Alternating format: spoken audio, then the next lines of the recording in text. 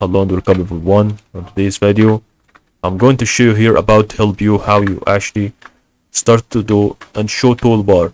So the toolbar is actually to show some things that is really related to tools and being used to make a certain projects and options through the way that we can actually see over the progress that it can help you about whenever we want to have a certain progress in the basing that. So really what you're gonna do is about for this video that's gonna actually to help you a lot of ways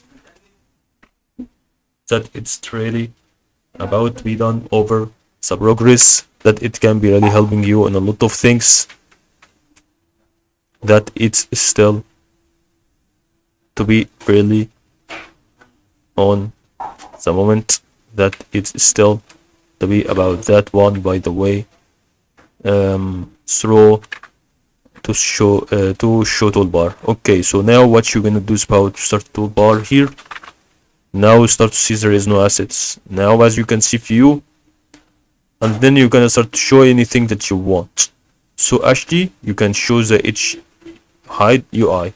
Here it's about show that and not showing it. Right click and click on show or hide HUI. Also this gonna be actually show or hide all tools or things that is actually to be really going on to show or hide it.